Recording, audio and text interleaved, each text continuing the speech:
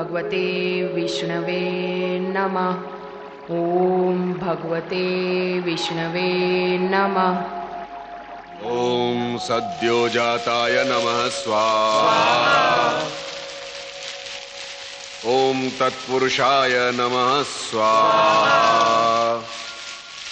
ओम ईशानाय नमः स्वाहा। ओम नमो भगवते रुद्राय स्वाहा। ओम वामदेवाय नमः स्वाहा। ओम अघोराय नमः स्वाहा। ओम ईशानाय नमः स्वाहा। ओम नमो भगवते रुद्राय स्वाहा। ओम सद्योजाताय नमः स्वाहा। ओम वामदेवाय नमः स्वाहा। ओम अघोराय नमः स्वाहा। ओम तत्पुरुषाय नमः स्वाहा। ओम नमो भगवते रुद्राय स्वाहा।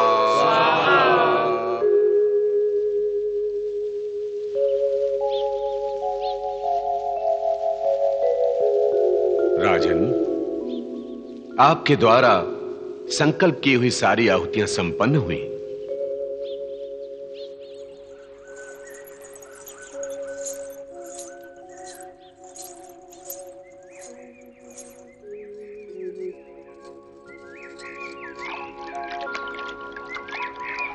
सौभाग्यवती भव, यशस्वी भव।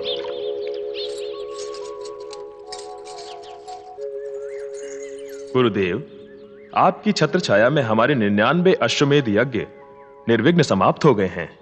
दैत्य गुरु शुक्राचार्य की जय। दैत्य राज महाराज बलि की जय। असुर सेनापति, आप बहुत प्रसन्न दिखाई दे रहे हैं। हाँ महाराज, 99 अश्वमेध यज्ञों के प्रभाव से देवलोक में आतंक सा छा गया है। असुर सेना के पराक्रम से देवराज इंद्र और सारे देवता इधर उधर मुंह छिपाने के लिए स्थान ढूंढने लगे हैं। देखा आपने हमारे यज्ञों का परिणाम दैत्यराज। अब त्रैलोक्य में कोई भी शक्ति आपको विजयी होने से नहीं रोक सकती। 100वां यज्ञ पूर्ण होते ही आप इंद्र पद के अधिकारी होंगे। दैत्य गुरु शुक्राचार्य महाराज की जय। दैत्य राज महाराज बलि की जय। परंतु हमें सावधान रहना होगा। 100वां यज्ञ पूर्ण न हो, इसके लिए देवता नाना प्रकार के विघ्न डालने के प्रयत्न करेंगे। दैत्य गुरु, देवताओं की सभी गतिविधियों पर हमारे निष्ठावान दैत्य दृष्टि रखे हुए हैं। आप निश्चिंत रहें गुरुदेव। स्मरण रहे असुरराज, जब स्वर्ग पर आपका आधिपत्य था तब इंद्र ने धर्म यज्ञ से प्राप्त शक्ति से आपका वध कर दिया था। स्मरण है गुरुदेव। और उस समय भगवान शिव की कृपा से प्राप्त संजीवनी विद्या द्वारा मैंने आपको पुनर्जीवन दिया था। आपने मुझे जीवन देकर केवल मुझ पर ही नहीं, समस्त दैत्य कुल पर उपकार किया है गुरुदेव। दैत्यराज, देव गुरु बृहस्पति और कपटी इंद्र शांत नहीं बैठेंगे, किंतु ये देवराज इंद्र और दैत्यराज बलि का ही संघर्ष नहीं, बृहस्पति और शुक्राचार्य का भी संघर्ष है। विजय हमारी होगी गुरुदेव। दैत्य गुरु शुक्राचार्य की जय। असुर राज महाराज बलि की जय। ओम भगवते विष्णवे नमः। ओम भगवते विष्णवे देवी अदिति। ओम भगवते विष्णवे नमः। देवी अदिति।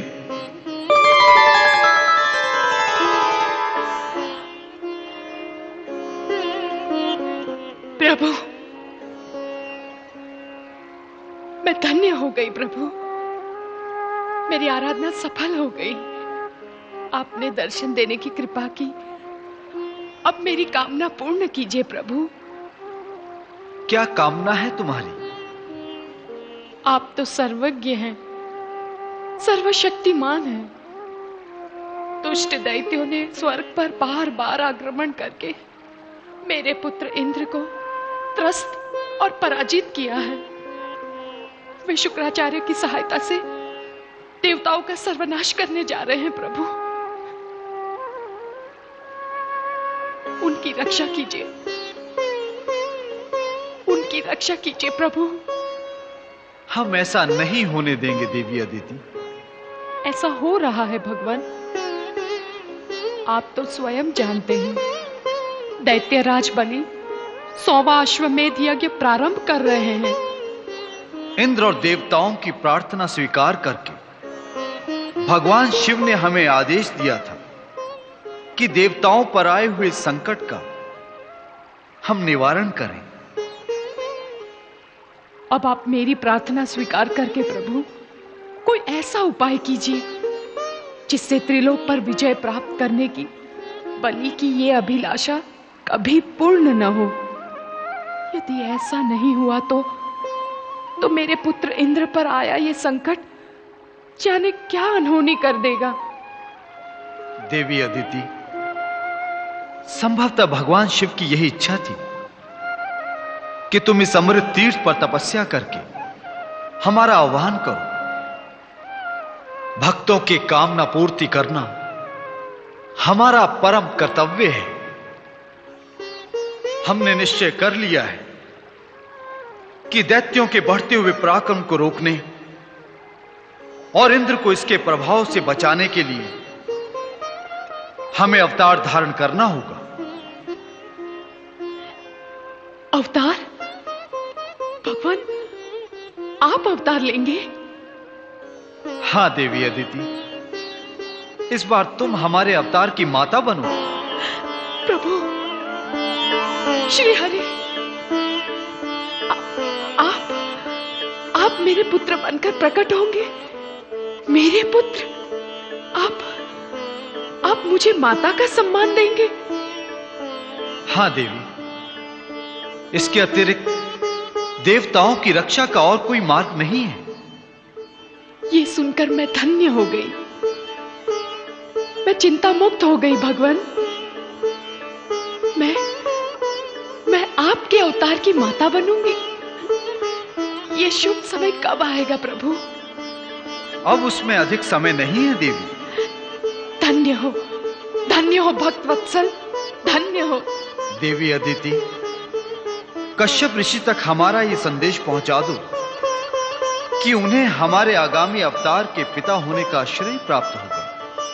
मैं धन्य हो गई, आपका वरदान पाकर मैं धन्य हो गई प्रभु।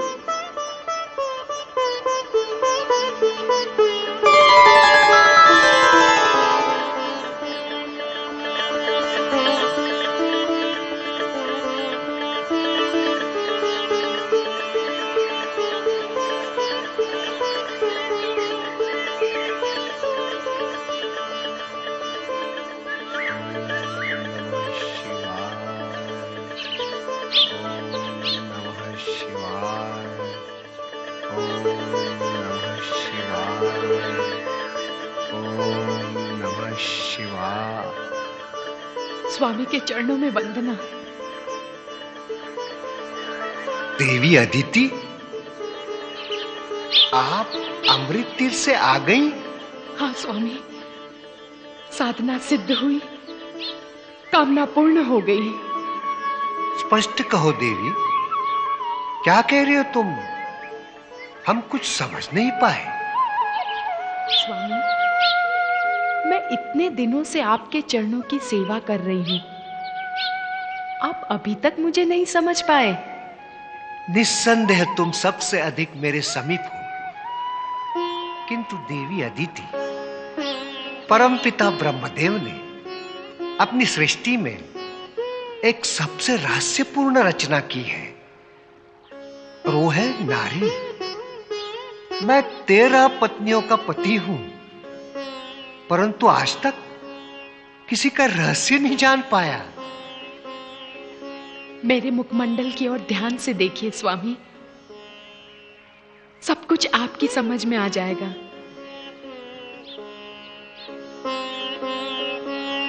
बताइए स्वामी, क्या देखा आपने?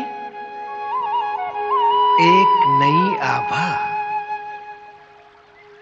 हाँ स्वामी, भगवान विष्णु ने स्वयं मुझे अपने अवतार की माता और आपको पिता होने का वरदान दिया है।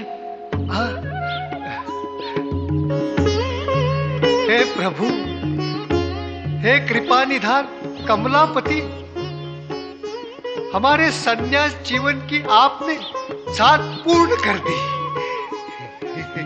भगवान स्वयं मेरी कोख से अवतार लेकर इंद्र तथा देवताओं का उद्धार करेंगे।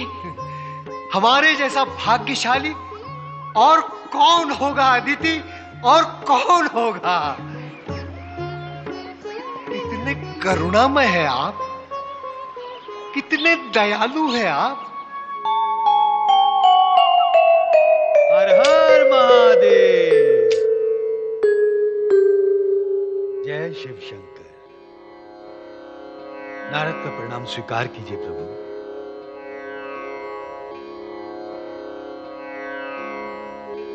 कैलाश का वातावरण देवर्षि के आगमन से खेल उठा। जय शिव शंकर। हर हर महादेव।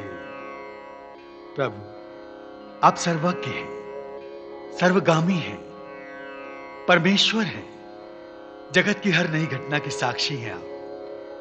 मैं आपका तुच्छ सेवक, भला मैं आपको क्या बताऊं? मुनिवर नारद, क्या इस समय किसी नई घटना के साक्षी बनकर आए हैं आप? हां प्रभु, मैं आश्चर्यचकित हूं एक घटना से।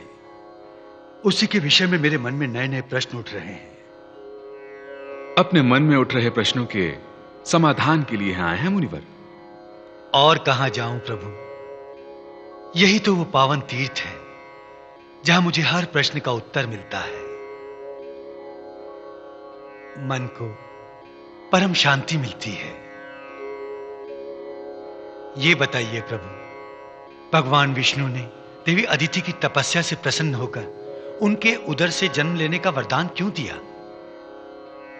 आज तक जितने भी अवतार भगवान विष्णु ने धारण किए, उनके लिए उन्होंने किसी को अपनी माता का पद नहीं दिया। वे पहली बार अदिति के पुत्र, इंद्र के भ्राता और देव बंधु बनकर प्रकट हो रहे हैं। क्या यही बात आपको चकित कर रही है मुनिवर? हां प्रभु, आपकी इस लीला का रहस्य मेरी समझ में नहीं आया। आप तो स्वयं परम ज्ञानी हैं मुनिवर नारद। ब्रह्मा, विष्णु, महेश का प्रत्येक कार्य एक दूसरे की इच्छा के अनुरूप ही होता है। मैंने स्वयं देवताओं की रक्षा का दायित्व भगवान विष्णु को सौंपा है। अदिति के गर्भ से देवबंधु के रूप में अवतार लेने का भगवान विष्णु का एकमात्र उद्देश्य यही है। धन्य हो प्रभु, अब मेरे सारे प्रश्नों का समाधान हो गया।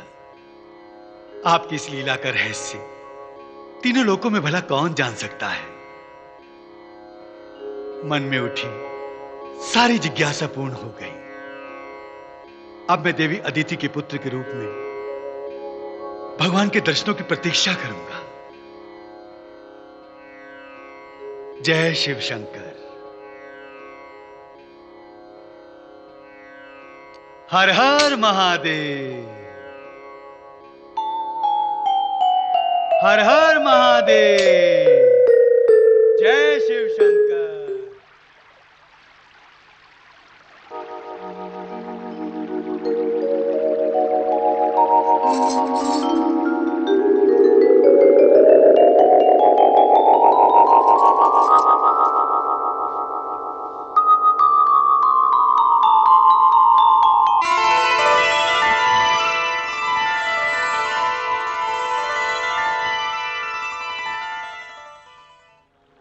प्रणाम परमपिता। आओ नारद, तीनों लोक में भ्रमण करके आए हो, कहो क्या समाचार लाए हो? परमपिता ब्रह्मदेव, कोई भी समाचार यहां आने से पूर्व आप तक पहुंच जाता है। मैं तो आपके दर्शनों की अभिलाषा लिए आया हूं। तुम्हारे यहां आने का प्रयोजन तुम्हारे मन में उठे किसी नए प्रश्न का सूचक होता है नारद? सो तो है ही परमपिता। संसार के जिज्ञासु जनों का ज्ञान बढ़ाने के लिए नित नए नए प्रश्न करना मेरा धर्म है। प्रश्न क्या है वत्स? परमपिता, भगवान विष्णु ने अदिति को मातृत्व का वरदान दिया है। वे शीघ्र ही देवराज इंद्र के अनुज बनकर अवतार लेने वाले हैं। अब प्रश्न यह है कि वो दैत्यराज बलि के इस यज्ञ को कैसे रोकेंगे? कदापि नहीं। भगवान विष्णु ऐसा कदापि नहीं करेंगे। दैत्य गुरु शुक्राचार्य ने इस यज्ञ को पूर्ण कराने में अपना सारा ज्ञान, सारी शक्ति लगा दी है। यज्ञ पूर्ण होने को है।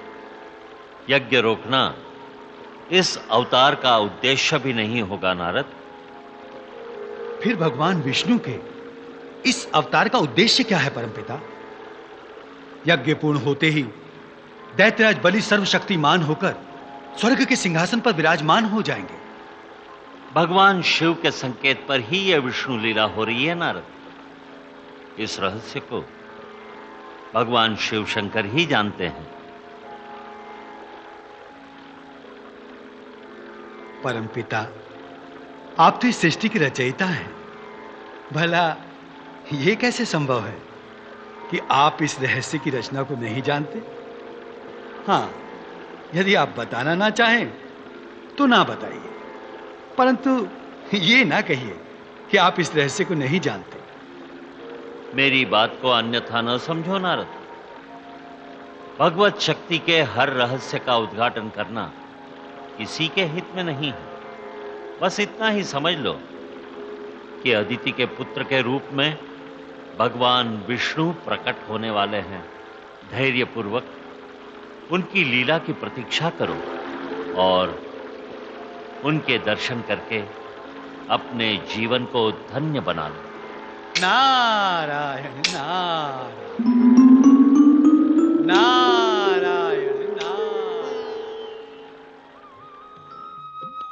प्रणाम मातेश्वरी।